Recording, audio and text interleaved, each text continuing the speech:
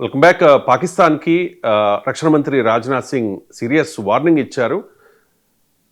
గుజరాత్‌లోని sir creek రీజియన్‌లో Pakistan ఏదైనా కవ్వింపులకు పాల్పడితే, దుస్సాహసానికి పాల్పడితే పాకిస్తాన్ భౌగోళిక రూపురేఖలు మారిపోతాయి అని చెప్పేసి. అండ్ ఇంకొకటి, ఈ పాకిస్తాన్ క్రీక్ నుంచి కరాచీకి మార్గం ఉందంటూ కూడా రాజ్‌నాథ్ సింగ్ కామెంట్ చేసిన పరిస్థితి.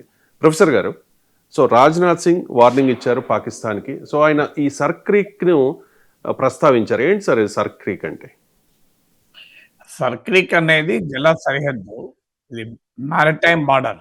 అంటే భారత్, పాక్‌ల మధ్య ఉండే ఒక జల సరిహద్దు.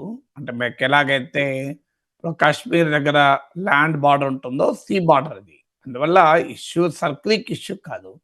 సర్ క్రీక్ అనే కాదు. ఇక్కడ మనకు అర్థం చేసుకోవాల్సింది పాకిస్తాన్ భౌగోళిక స్వరూపమే మారుస్తాం. మన దేశంలో అలాగే పాకిస్తాన్‌లో ఒక పొలిటికల్ ట్రెండ్ ఏందంటే, తమ దేశ ప్రజల్ని తమ వెనకాల ర్యాలీ చేసుకోవాలంటే, ఈ రకమైన నా న ప్రయోగ ప్ర మాటలు రాజకీయ నాయకులు మాట్లాడుతూనే ఉంటారు. ఇది పాకిస్తాన్‌లో గూడా మనం చూస్తుంటాం. ఇండియా సంగతి చూస్తాం. ఇండియాను ఇప్పుడు అసీం మునీర్ అంటుంటాడు చూడండి. మా సగం ప్రపంచాన్ని పడగొడతామని. మన దేశంలో కూడా రాజకీయ నాయకులు ఎన్నికలొచ్చినప్పుడు ఈ రకంగా వ్యాఖ్యలు చేస్తూనే ఉంటారు. ఇప్పుడు బీహార్ ఎన్నికలున్నాయి గనక మళ్ళీ పాకిస్తాన్ పెద్ద ఎత్తున రంగప్రవేశం చేస్తది మన పొలిటికల్ డిస్కోర్స్‌లో. గుర్తుండే ఉంటుంది 2015లో నితీష్ కుమార్ అప్పుడు మహాగఠబంధన్‌లో భాగంగా ఎన్నికల్లో పోటీ చేశాడు. తర్వాత ఆయన ఎన్‌డీఏలోకొచ్చాడు. సాక్షాత్తు హోంమంత్రి అమిత్ షా ఏమన్నాడంటే, నితీష్ కుమార్ ఓట్లేస్తే పాకిస్తాన్‌లో టపాకాయలు పేల్చుకుంటారు అన్నాడు. ఎవరిని? నితీష్ కుమార్‌నే పాకిస్తాన్ ఏజెంట్ అన్నాడు.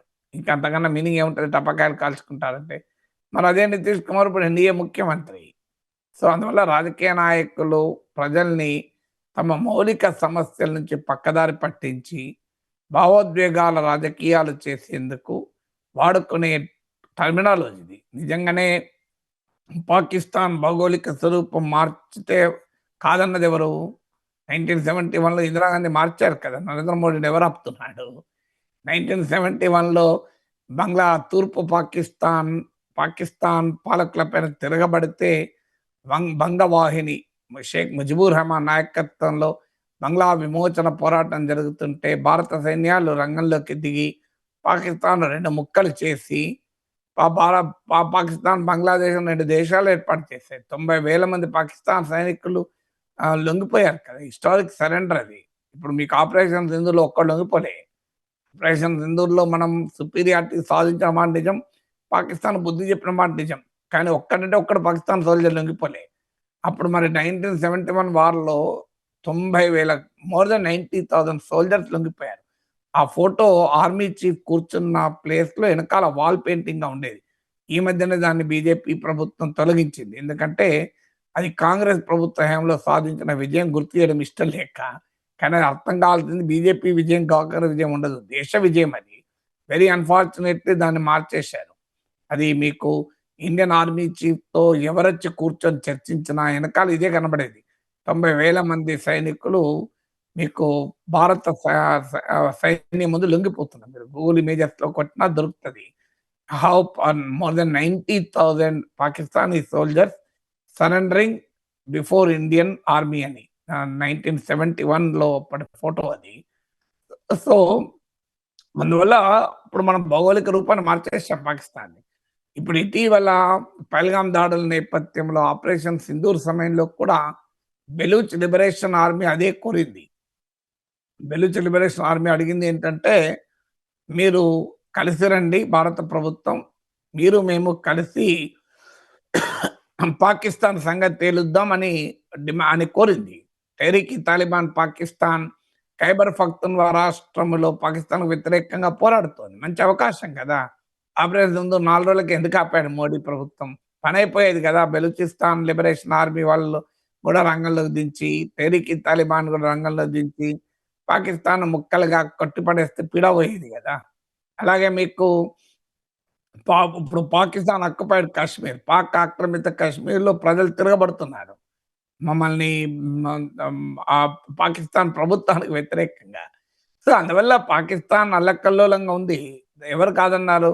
అసలు పాక్ ఆక్రమిత కశ్మీర్‌ను కైవశం చేసుకునేదాకా ఆపరేషన్ సింధూర్ ఆపాల్సింది లేకుండే అని పెద్ద ఎత్తున బీజేపీ పరివారంలోనే డిమాండ్ ఉంది. బీజేపీని, మోడీని అభిమానించే ప్రజలే కోరుతున్నారు. కొంతమంది మీకు నేషనల్ సెక్యూరిటీ ఎక్స్‌పర్ట్స్ స్పష్టంగా కూడా రాసారు కూడా.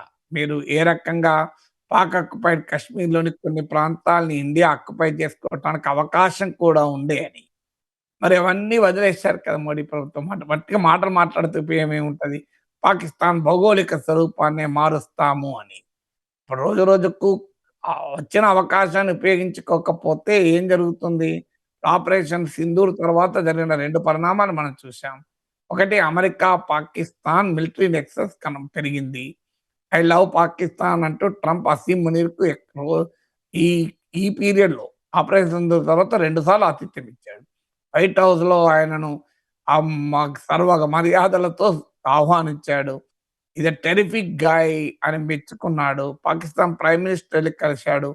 ట్రంప్‌కు ట్రంప్ క్రిప్టో కంపెనీలో ఒప్పందం కుదుర్చుకుంది. పాకిస్తాన్ ఆయిల్ ఫీల్డ్స్‌ను డెవలప్ చేసిన అమెరికాతో ఒప్పందం కుదుర్చుకుంది.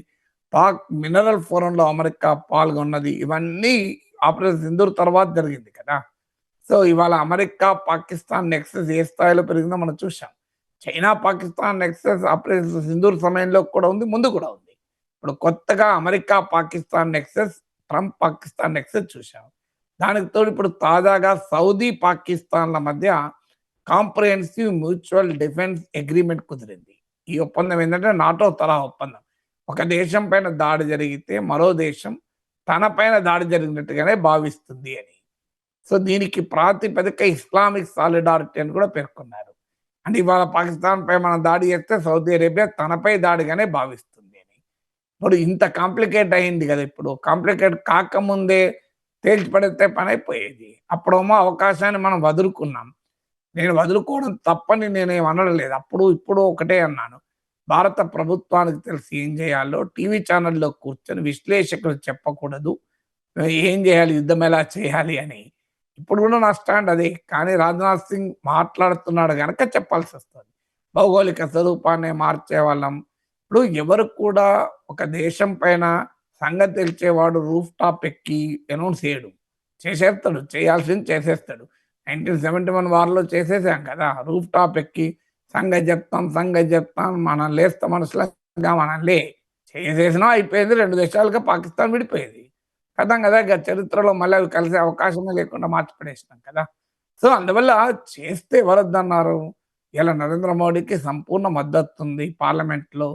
ప్రతిపక్షాలకు కూడా ముక్త కంఠంతో ఆపరేషన్ సింధూర్ సమయంలో ప్రభుత్వం ఏ చర్య తీసుకున్నా మేము మద్దతు ఇస్తామని క్లీన్ బ్లాంక్ చెక్ ఇచ్చారు.